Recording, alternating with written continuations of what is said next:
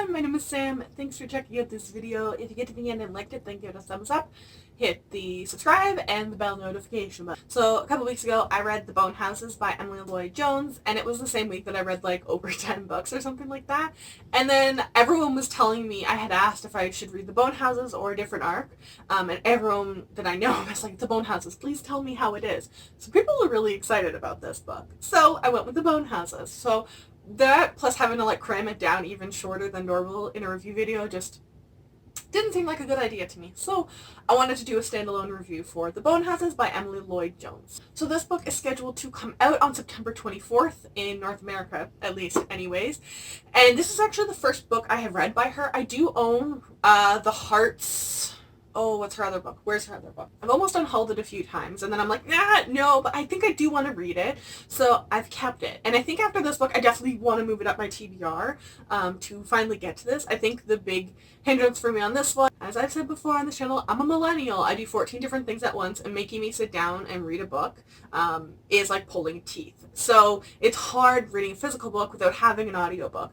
So I tend to read both. I listen along to the audiobook when I do have the chance to sit down, but then when I'm walking my dogs or doing the dishes or cooking, I keep listening to audiobooks. So unfortunately this one doesn't have an audiobook, or at least last I checked, despite the fact that it's 2019. This came out I think in 2017 or so I just haven't gotten to it for that reason, but I definitely want to get to it soon. So The Bone Houses is, at least right now, a standalone. It is a bit of a fantasy with definitely like a bit of retelling feel to it, but it's got a lot of paranormal aspects. So The Bone Houses is actually, within this book, it's what they call basically these like skeleton zombies. Like the Bone Houses is like the zombies. I thought that was really cool and witty. But it's set in this little town village thing. It reminded me a lot of England, just how it was being talked about, but it's never specified to be England. This very small, relatively poor village, which had this boom before the book starts when the mine was running, but they shut down the mine when a tunnel collapsed. And when that tunnel collapsed, the main character lost her father. And then shortly after, her mother passes away. And she is the oldest and has a younger brother and a youngest sister. And she's trying to keep things together. When her parents passed away, her uncle became the guardian, and unfortunately he had some addictions and took out debts in the family's name, and he has disappeared, and they're on the hook for those debts, and they're going to lose their home because of it.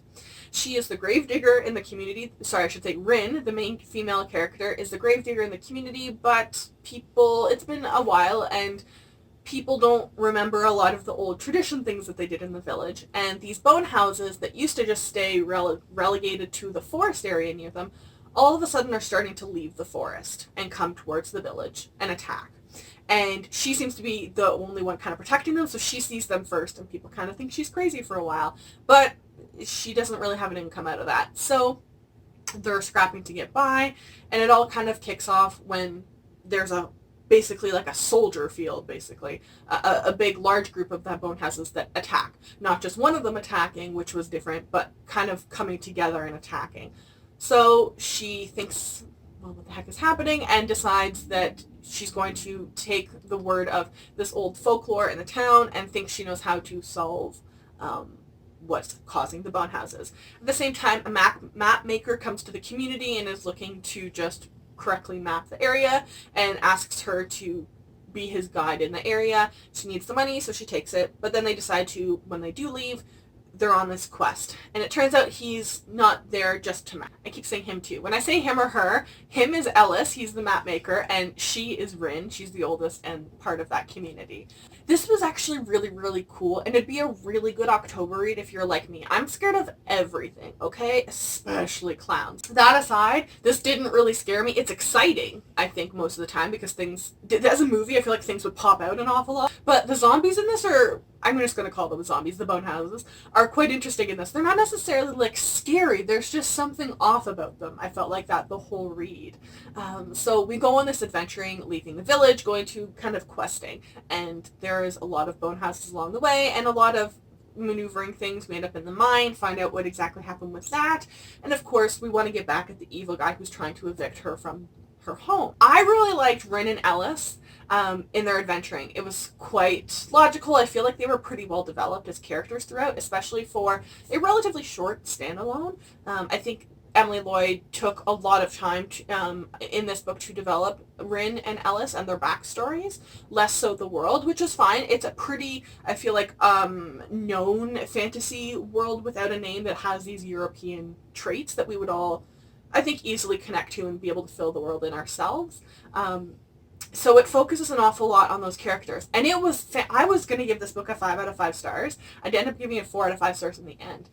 It would have been perfect if Rin and Ellis had stayed just as friends. The romance in this was, it was either weirdly written at the beginning and I completely missed all of the romantic tension built up, or she wrote that and then was told, no, it needs to have a fantasy element or we won't publish it. And then she tried to add a fantasy element into it at the end.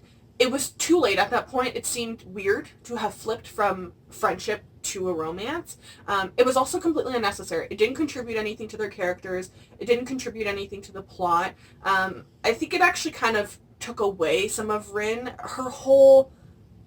she's strong and smart and independent. She obviously needs help, but she gets that from her brother too. But her whole thing was like to save the community and save her family and keep their house. And then all of a sudden this weird romance came into play that I don't know why.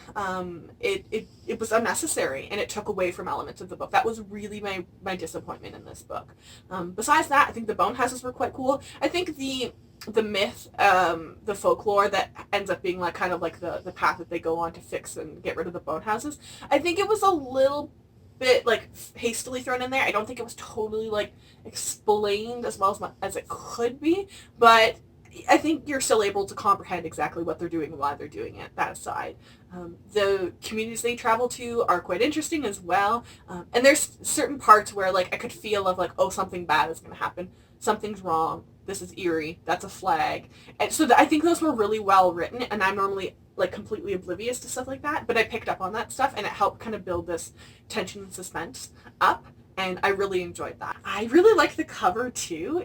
I'm really curious to see what it's going to look like as a hard copy, if there's going to be any lifts or if there's going to have gold foil or embossments, or what the under dust jacket's going to look like. I feel like this could be a really cool one. It's definitely... I feel like the blurb is pretty dead on in the back. The Bone Houses is the adventure of a gravedigger and a map maker. The story of a place where fable and rumor intersect with real-life danger and quest. Mysterious, earthy, utterly magical. I feel like that's a pretty dead on, succinct explanation of this. I liked the main characters.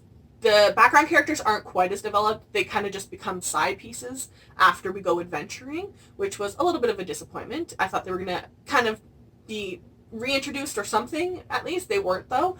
And the romance. Those were my kind of two beefs with this. But I think for a standalone, and if you're looking for something in October to read and you're a scaredy pants like me, this is a good option for you, definitely, for sure. So in the end, I think I would recommend this, actually. 4 out of 5 stars, solid for sure. It's a good standalone. I hope they don't try and expand this into a series all of a sudden if it sells well, because so many people are excited about it.